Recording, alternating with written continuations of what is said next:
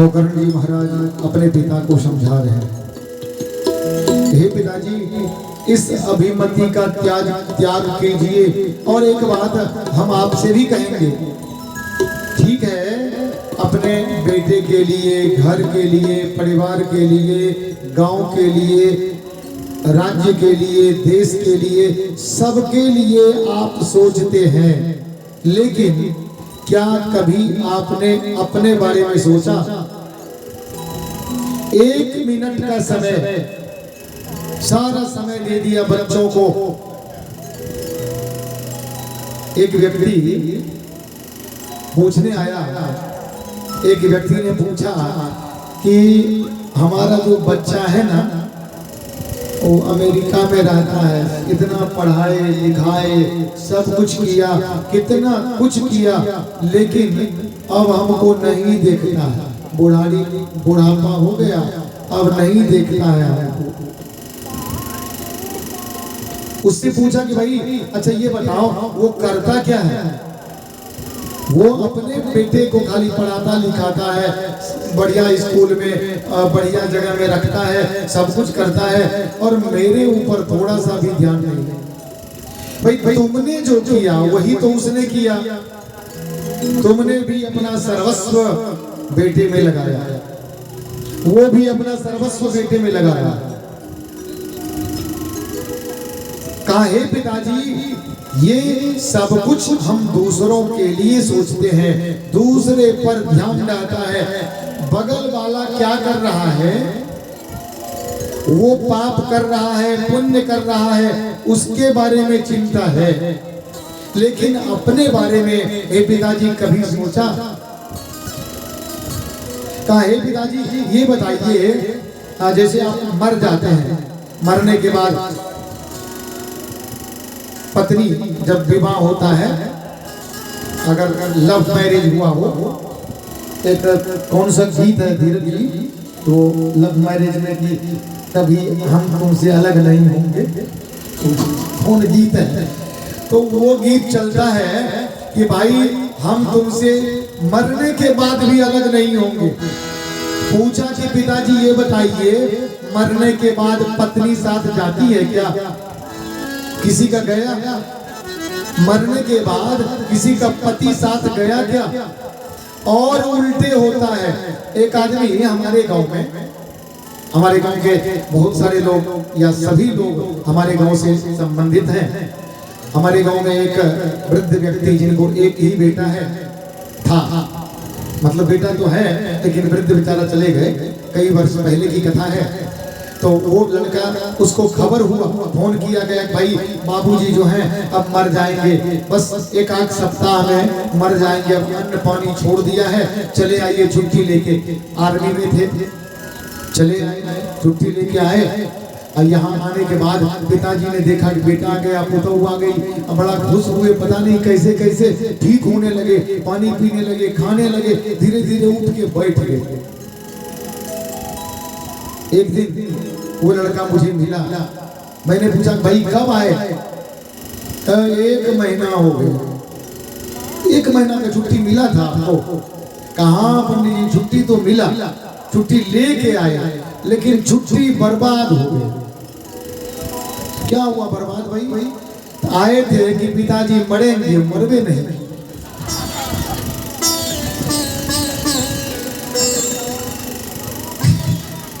कहा कि पिताजी ये बताइए कि पुत्र या जो भी आपका स्नेही है, जब आप मरने पर हैं, बीमार होके कोई देख ले, मिन्नतें की जाती है उसके मरने की।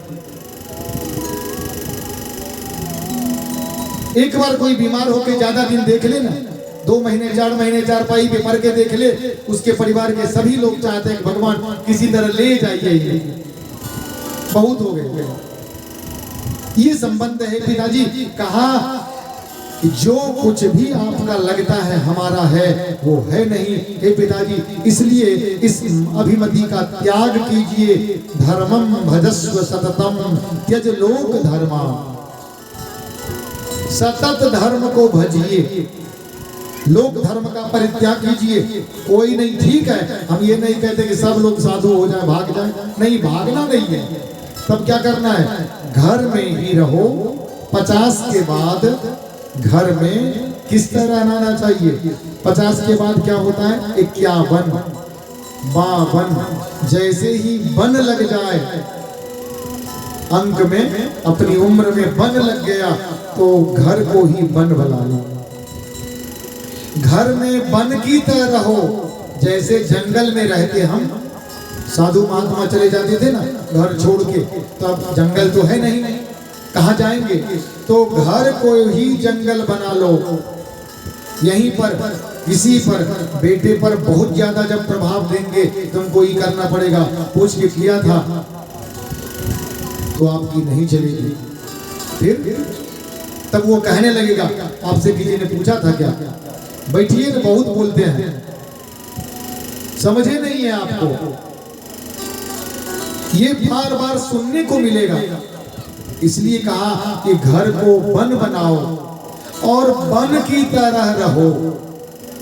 कहा, हे पिताजी, आप इस अभिमति का त्याग कर घर से अगर वन में जाना चाहते हैं तो चले जाइए, अथवा घर को ही वन बना लो। अपने मन के बंधन को छोड़ो। जो लगाव है, मन में लगाव है। अच्छा, एक बात, एक महात्मा जी आ रहे थे गांव में, एक बूढ़ी औरत रो रही थी। उस बूढ़ी औरत से महात्मा जी ने पूछा, क्या हुआ, क्यों रो रही हो? तो बूढ़ी औरत ने कहा कि हमारा बेटा मर गया है। तो महात्मा जी समझाने लगे, इतने दिन का था, कोई बात नहीं, भगवान के यहाँ चले। चंद तरह की बात समझाने लग गए महात्मा जी। कुछ दिन के बाद वो बूढ़ी औरत लकड़ी लेने वन जंगल गई थी। महात्मा जी का कुटिया वहीं पे था। आज महात्मा जी रो रहे थे। उस बूढ़ी औरत ने महात्मा जी से पूछा, महात्मा जी क्यों रो रहे हैं आप? कहा, मेरी बकरी मर गई है। दूसरों को जब बताना हो, आपके मन में वो बुद्धि आ जाती है।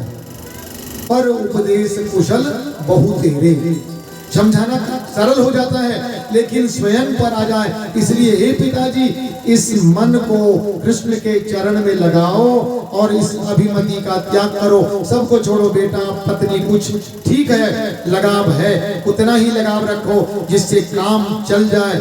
ऐसा नहीं कि उसी में मन लग जाए। और अगर उसी में सिर्फ मन लग गया तो भगवान के चरण में मन नहीं लगेगा।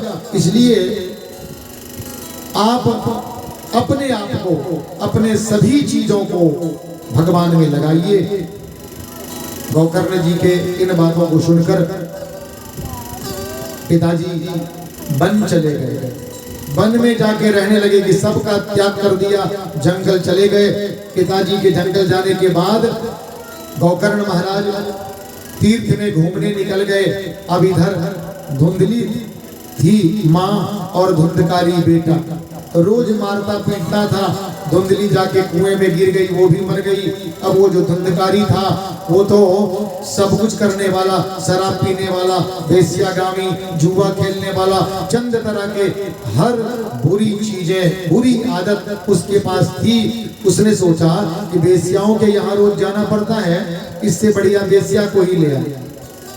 5-5 वेश्या को अपने घर में रख लिया। कोई कहने वाला नहीं था। स्वतंत्र, परम स्वतंत्र न सिर पर को कोई नहीं कहने वाला था। बस स्वतंत्र रूप से अब सब कुछ कर रहा है। एक दिन वेश्याओं ने सोचा कि पता नहीं ये चोरी करके, डकैती करके कहां कहां से लाता है, कहीं पकड़ा जाएगा, हमारा नाम कह दे, हम भी जेल चले जाएं। इससे बढ़िया है कि इसको आज रात में सोते हुए में मार दे। शराब पी के सोया धुंधकारी, उन वेश्याओं ने वध कर दिया। घर में ही जमीन खोद के उसके लाश को गाड़ दिया और वेश्या सारा धन लेके वहां से गायब हो गई। अब वह धुंधकारी प्रेत में अवस्थित है। चारों तरफ से घूमते घूमते, हर जगह से भगवान का दर्शन करते करते गोकर्ण महाराज घर आए। पता नहीं कोई कहाँ चला गया, भाई कहाँ गया, धुंधकारी पता नहीं था। दरवाजे पे सोए थे रात में, अंदर घर से रोने की आवाज आ रही थी। गोकर्ण महाराज ने पूछा, कौन हो? तो धुंधकारी ने कहा कि भैया मैं हूँ आपका भाई धुंधकारी। कहा क्या हुआ?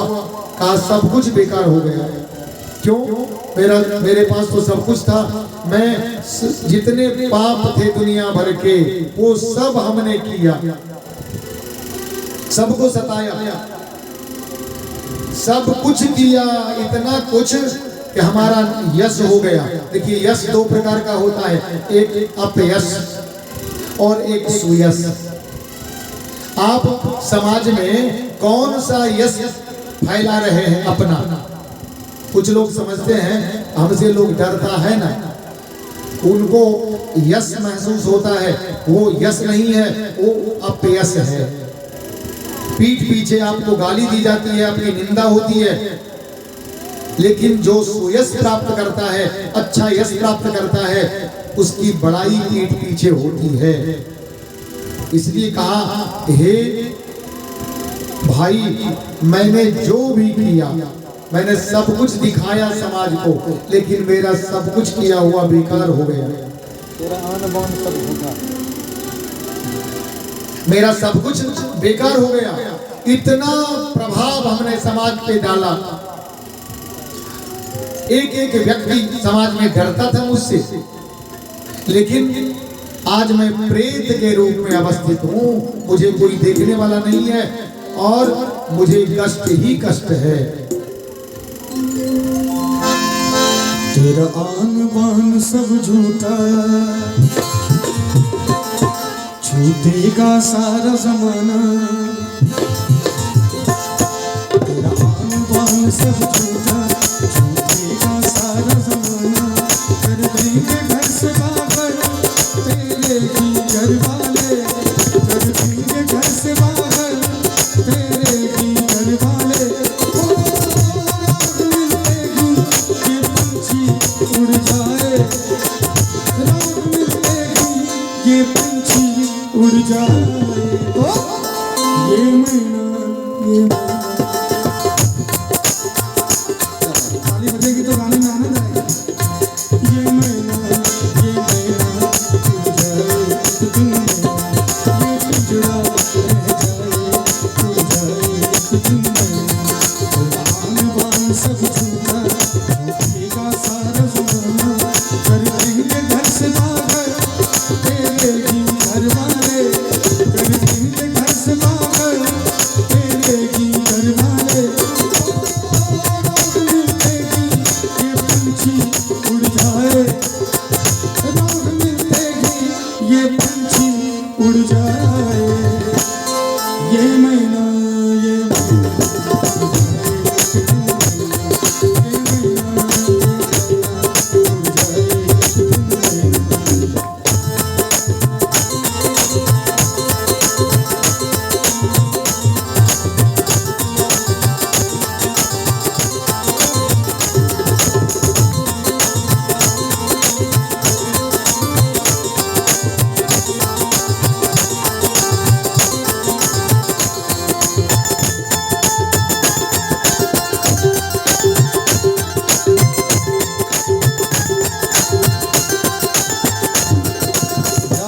ये कमाल करता है,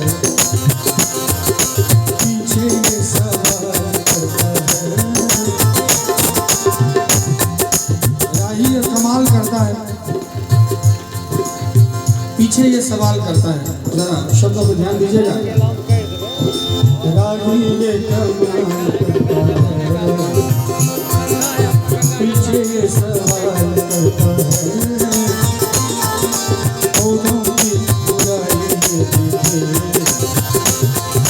खुद से न सवाल करता है। ये बात उजड़ जाएगा, जरा सोच के बात किधर जाएगा।